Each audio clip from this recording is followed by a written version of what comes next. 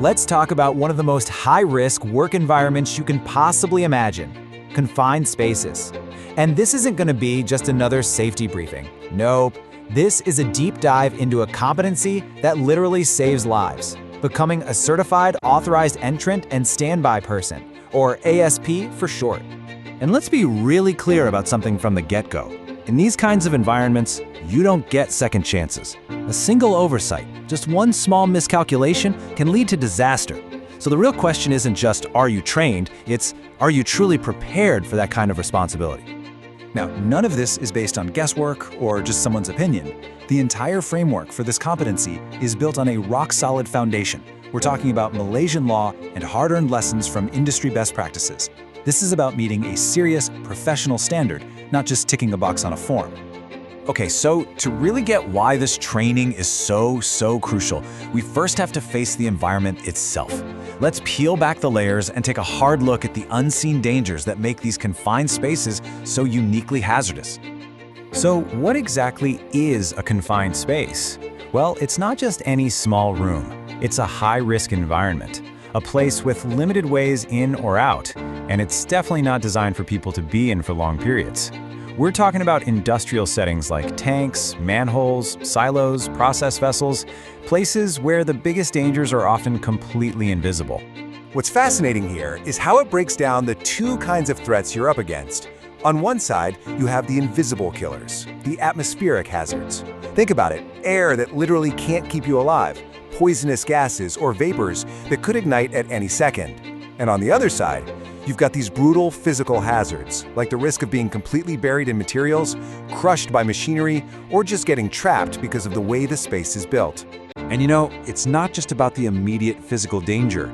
There's a serious legal duty of care. You can see right here. This isn't just about following company policy. We're talking about legally binding regulations like the Occupational Safety and Health Act.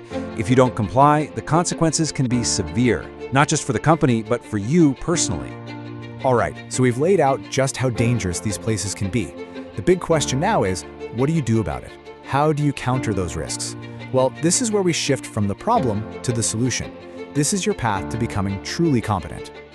The whole point of this program, as you can see, is that it's comprehensive. It's not just about one thing. It's about building a complete toolbox of skills. You'll learn to interpret the law, spot and assess hazards, master the procedures, use the right equipment correctly, and of course, flawlessly execute your specific role, all proven through assessment.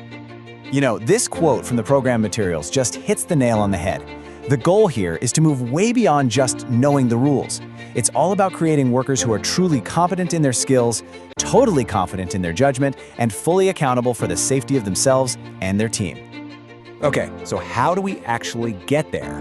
How does this program build that bridge from simply knowing what to do to being able to perform under pressure when it really counts?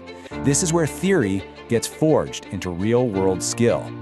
So day one is all about building that unshakable foundation. This is where you cover the legal framework, you learn how to properly identify all the hazards, and you master the systematic procedures that form the absolute backbone of every single safe entry. And just look at this. This shows you exactly how disciplined the process has to be. This is not a checklist you can just rush through. Every single step is a critical safety control. The permit to work system makes sure every hazard is thought about. Isolation and lockout stop machinery from starting up when you least expect it. And gas testing, well, that confirms the very air you're about to breathe isn't going to poison you or explode. You skip just one of these and the entire safety system can completely fall apart. And then, day two. This is where everything changes. The focus shifts completely from learning the theory to actually applying it in a hands-on way. This is where your competence is truly put to the test. And believe me, you are not just going to be sitting in a chair listening to lectures. Just look at this breakdown. A massive portion of this program, we're talking almost half, is dedicated to practical exercises and real-life scenario simulations. This is active, hands-on learning designed to build that critical muscle memory for safety. So on day two, you're putting it all together. You'll get crystal clear on your role, whether you're the entrant or the standby person, and then you'll conduct a full supervised entry simulation. You're going to run through emergency response drills, and it all leads up to a final assessment that validates your ability to do the job safely and effectively. All right, so you've been through all the theory, you've done all the practical work. What's the ultimate outcome? Well, it's about earning that certification and understanding exactly who needs this level of training. The answer is actually pretty simple.